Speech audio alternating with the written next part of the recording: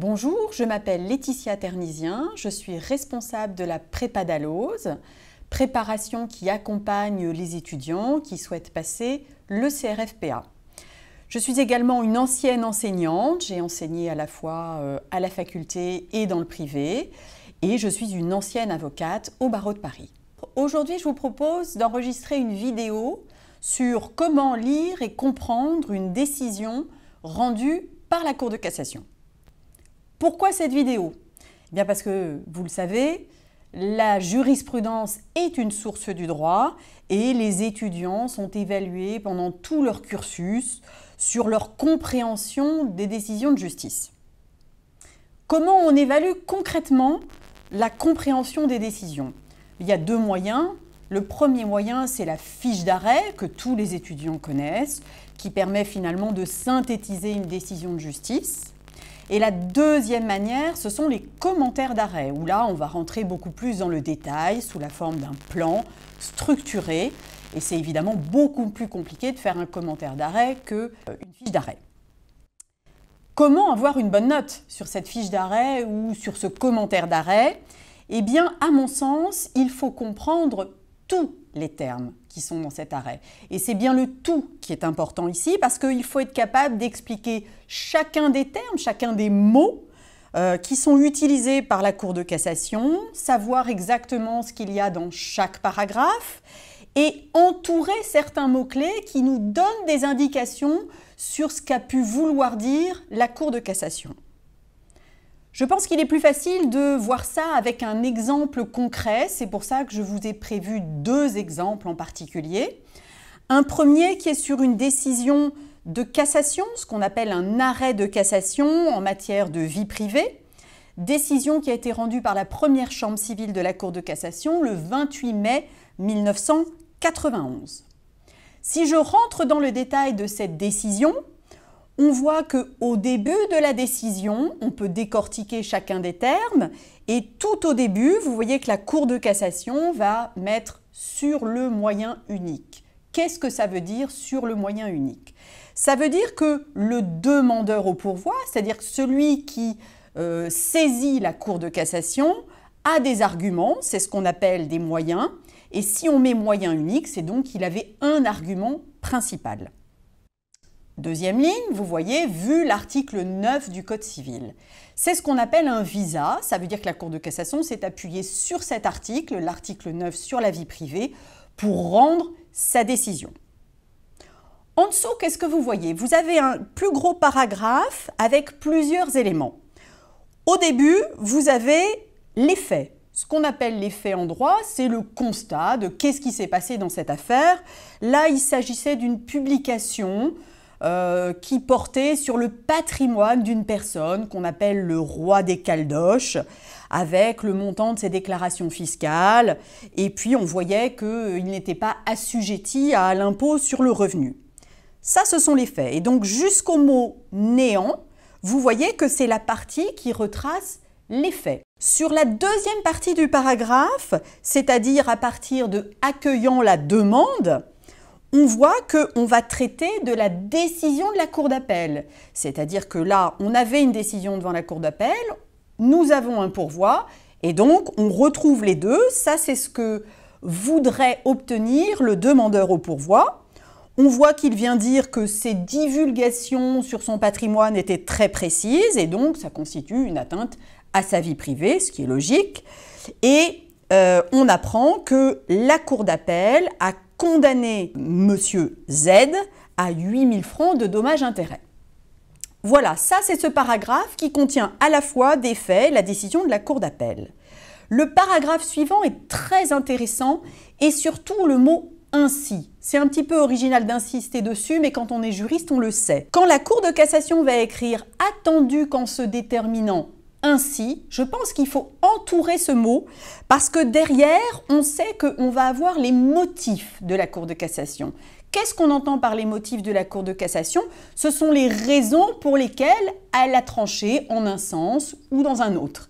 Et donc là, c'est crucial. Dans la portée, ce qu'on appelle de la portée d'un arrêt, il faut absolument insister là-dessus.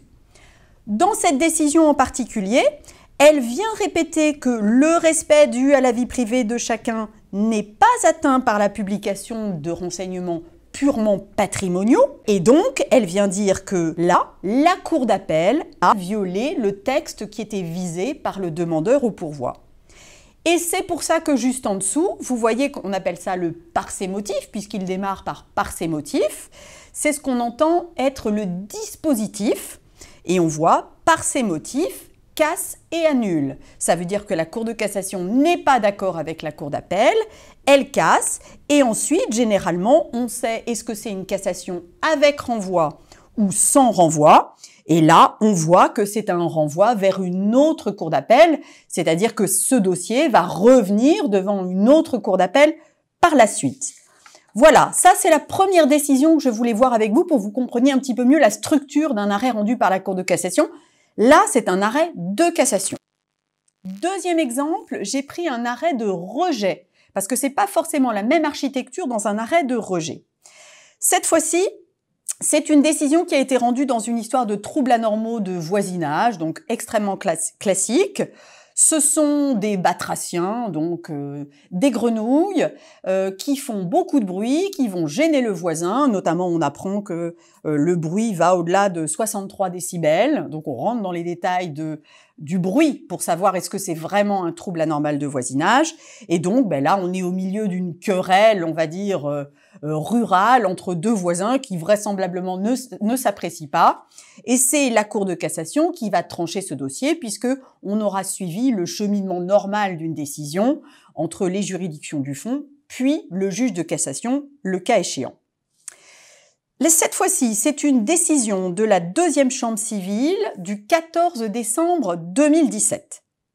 Si je reprends le texte de l'arrêt pour bien le décortiquer avec vous, on voit tout au début, dans le premier attendu, on voit une information intéressante si on veut retrouver l'arrêt qui a été attaqué. Là, vous voyez tout au début, on vous dit « attendu selon l'arrêt attaqué » entre parenthèses Bordeaux 2 juin 2016. Ça veut dire que la décision précédente, c'était Cour d'appel de Bordeaux 2 juin 2016. Ensuite, à partir de Monsieur, Madame X, on vous raconte les faits. L'histoire de batraciens dans une mare qui était à proximité de leur maison. Donc ces 3 lignes sont consacrées exclusivement aux faits. Puis, le deuxième morceau de ce paragraphe est consacré à la procédure, puisqu'on vous dit qu'ils ont assigné leurs voisins pour obtenir leur condamnation à prendre les mesures nécessaires pour faire cesser le bruit des grenouilles et évidemment réparer le préjudice. Voilà, donc la première partie, vous voyez qu'il y a un mélange, on apprend les références de l'arrêt d'appel, les faits, la procédure. Ensuite, et là c'est un petit peu plus compliqué, généralement les étudiants laissent ce genre de détails de côté. On voit que on a une ligne qui nous dit « sur la recevabilité du moyen additionnel contenu dans un mémoire complémentaire des demandeurs au pourvoi ». Donc là, on est toujours sur qu'est-ce qu'on est venu demander à la Cour de cassation. Et là, on voit qu'il y a eu un moyen additionnel. Moyen additionnel sur lequel la Cour de cassation répond avant même de voir le véritable moyen entre guillemets. Là, on voit que dans le paragraphe suivant, la Cour de cassation nous dit « il y a lieu de déclarer irrecevable le moyen additionnel ». Donc là, on clôt le dossier sur ce moyen, il n'y a même pas besoin de rentrer dans le détail, on ne le voit pas et c'est vrai que généralement dans un commentaire d'arrêt ou même dans une fiche d'arrêt, on n'est pas obligé de citer ça. Mais je pense que c'est important pour la compréhension d'une décision de justice de savoir à quoi ça sert, qu'est-ce qu'il y a derrière. Ensuite, on attaque ce qui est plus intéressant, sur le moyen unique, pris en sa deuxième et troisième branche. Qu'est-ce que ça veut dire ces histoires de branches? Souvent les étudiants ne le savent pas. Ça veut dire que le moyen unique ici c'est un argument principal et à côté de ça on va le subdiviser les arguments dans ce qu'on appelle des branches. On a toujours ce même argument mais on divise en plusieurs branches et la Cour de cassation va dire quelle branche elle estime pertinente ou pas. C'est pour ça qu'elle sépare ici. Et ici, ce qui est pertinent, c'est en effet la deuxième et la troisième branche de ce moyen unique. En dessous, on va discuter de ça. Paragraphe suivant, quand ça commence par « attendu que monsieur et madame Y font grief à l'arrêt de leur ordonner de combler la mare située à moins de 10 mètres », dans un délai de 4 mois. Là, on voit bien que ces 3 lignes-là sont consacrées à la décision qui a été rendue par la Cour d'appel de Bordeaux. Et ensuite, là, il y a un mot-clé. Il y a « alors ». À nouveau, je pense que c'est intéressant de l'encadrer parce que ce mot permet de passer à une autre étape de la fiche d'arrêt ou du commentaire d'arrêt, mais à une autre étape. Donc, on l'encadre et juste après, on vous dit « selon le moyen ». Ça veut dire quoi? Ça veut dire que là, on n'est plus sur la décision de la Cour d'appel puisqu'on vient de la citer, on est sur les arguments du demandeur au pourvoi pour obtenir satisfaction, et c'est-à-dire obtenir la cassation de l'arrêt. Donc, selon le moyen, 2 points. Et là, vous voyez que son argumentation, ces arguments se divisent en deux petites parties, petit 1 et petit 2. Petit 1, vous voyez que le début est consacré aux faits. Donc, il va dire, en ordonnant le comblement de la mare, la Cour d'appel n'a pas caractérisé la gêne excédant ce qui est normal d'accepter quand on a des voisins. Ça veut dire que le début, on se consacre un petit peu aux faits, mais on en tire surtout une conséquence juridique, puisqu'on sait que la Cour de cassation est juge du droit. Si on en reste juste sur le niveau des décibels des grenouilles, évidemment qu'on n'obtient pas la cassation sur ce fondement-là. Donc évidemment, sur la fin du moyen du demandeur au pourvoi, il faut un argument textuel, il faut une violation de la loi au sens large. Petit 2, il va dire que pour lui, il n'y a pas de trouble anormal de voisinage, et donc, il va dire que la Cour a violé le principe selon lequel nul ne peut causer à autrui un trouble anormal de voisinage. Ça, c'est le principe que l'on connaît. Donc, on a les arguments du demandeur au pourvoi, et ce qui est logique, c'est que derrière, on va avoir la réponse de la Cour de cassation.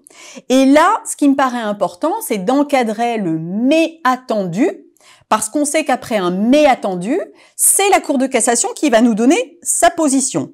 Et là, elle va répondre par rapport aux arguments qu'a pu faire le demandeur au pourvoi. Donc, le gros paragraphe qui commence par « mais attendu », c'est ce qu'il y a de plus important et généralement, c'est ce qui est synthétisé quand on voit une jurisprudence dans un code. C'est la petite phrase qui permet de résumer une décision de justice, même si c'est difficile de résumer ça à une phrase.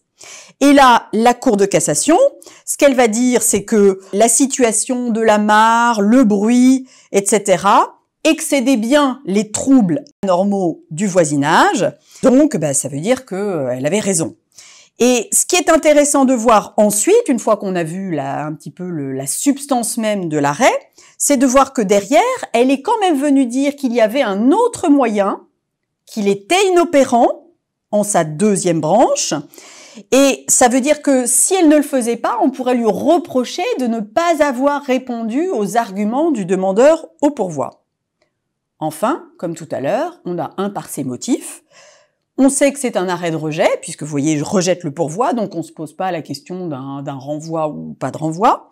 Et derrière, on a la condamnation aux dépens, qui sont les frais de justice, et la condamnation au titre de l'article 700 du CPC, du Code de procédure civile.